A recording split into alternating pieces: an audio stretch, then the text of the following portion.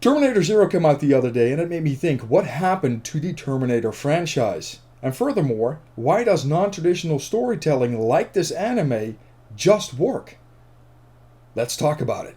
Terminator has suffered from these same issues that many of the franchises that started in the late 70s, early 80s have suffered from. The first movie was great, the second movie was great or on par, and the third movie, well, that's when things just went south.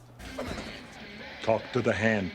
Alien, Mad Max, and RoboCop are other franchises that come to mind next to Terminator. Out of those, however, Terminator is still the #1 offender, with multiple sequels that just did not get close to harnessing the power of the original two movies.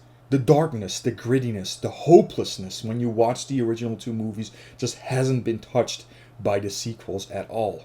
It can't be bargained with. It can't be reasoned with.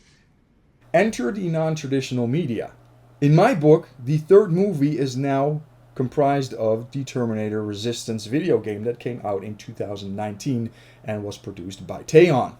Now, I do have to tell you, it's non-AAA, but it's still a great story, and if you love Terminator and like video games, it is going to be right down your alley. Furthermore, the storyline has a ton of Easter eggs from the original two movies in it, so you cannot go wrong here. So I fully recommend picking that one up, including the Annihilation Line DLC. And now we can add Japanese anime to that list as well in the form of Terminator Zero. The anime starts out in the future war and then goes back to 1997, actually a day before Judgment Day happens in the United States. The series itself is set in Japan, so it gives a unique angle right out of the gate. They ignored the sequels and piggybacked straight off the first two movies, just like the aforementioned video game did.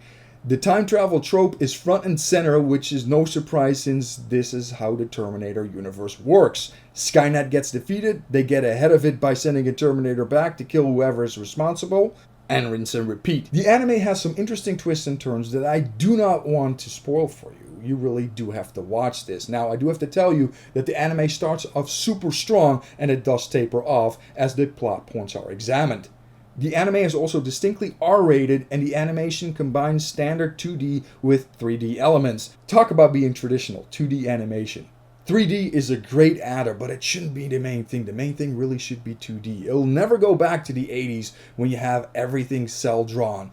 That will never happen. But to have the characters be 2D and some of the other stuff, like the background mats be 2D in some of the situations, that just works for me. And it also, there's more emotion there. I feel that 2D media is more emotional than 3D media. 3D media kind of looks like cheating to me at this stage.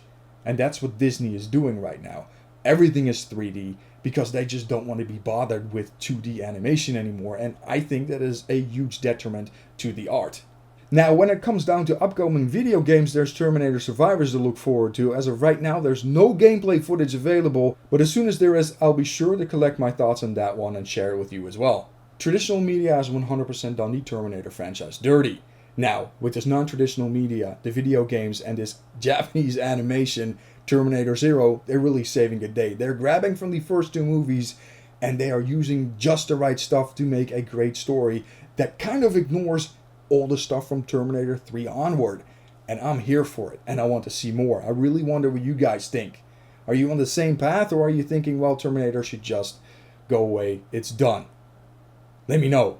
And as always, hashtag game for the sake of gaming. If you enjoyed this video, please consider subscribing. We're still trying to get to that 1,000 subscriber goal. And as always, I will see you guys on the flip side. Take care.